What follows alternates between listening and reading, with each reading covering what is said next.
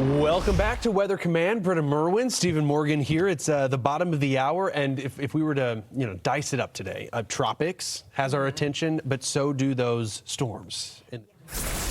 And we are joining you live here with an update. The National Hurricane Center just providing that newest update from Tropical Depression 1E that we were formerly following. You got to give our graphics team some time because the name has arrived. Tropical Storm Alvin. It is now official. So our first tropical storm of the Eastern Pacific hurricane season, but also just in totality hurricane season, whether you're talking about the East Pac or the Atlantic, the first named storm of the season is a big deal.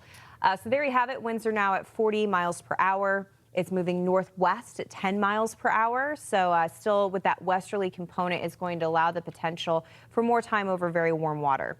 The farther north we go with this, the closer we get to that extreme drop-off where temperatures go from the 80s to the 60s very quickly. And that ultimately is the direction we're going. Alvin will meet a huge demise. Cold water, strong wind shear, all things that we love to tell you because the impact from Alvin is going to be rather limited. It's going to drift up towards Cabo, fall apart, and Cabo San Lucas is not even calling for tropical storm force winds as we get closer to this weekend. We'll have cloud cover, some showers. That's pretty much it. So you're looking at the next 24 hours being really the peak of Alvin.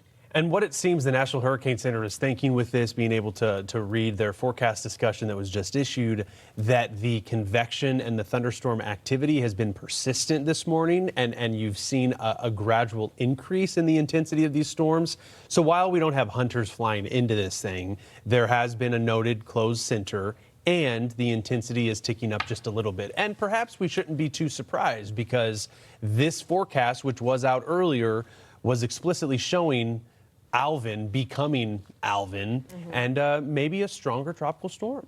Yeah, winds will be up to 60 miles per hour by this time tomorrow. So we're going to gain 20-mile-per-hour winds in terms of the wind strength of this. And, of course, the pressure will come down as well.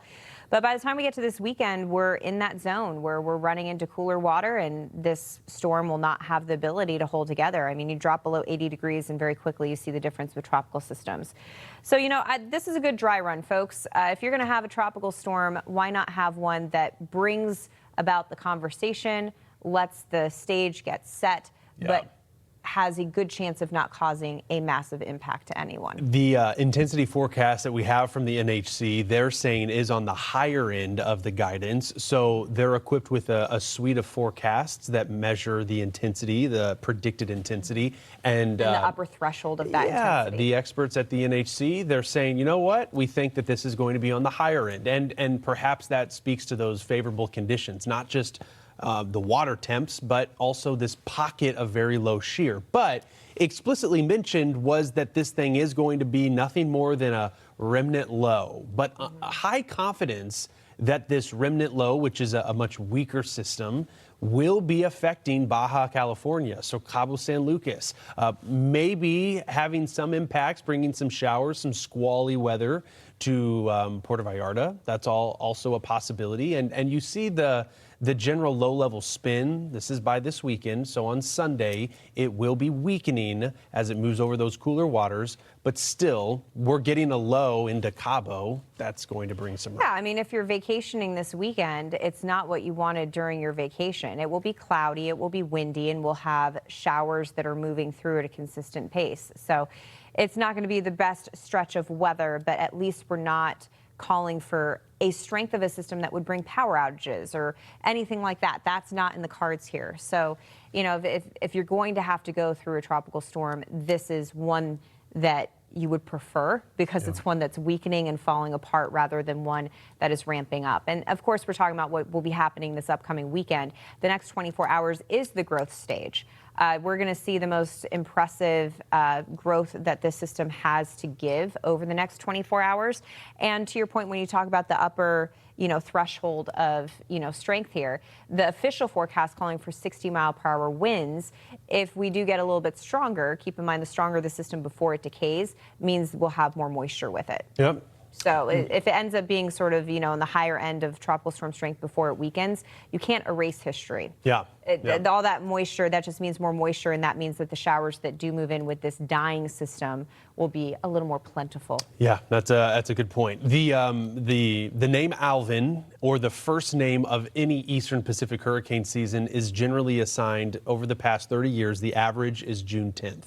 So officially today, we're about 12 days, I think if I did my math right, 12 days ahead of schedule. So last year, the Eastern Pacific was a little slower to wake up. It was snoozing a bit.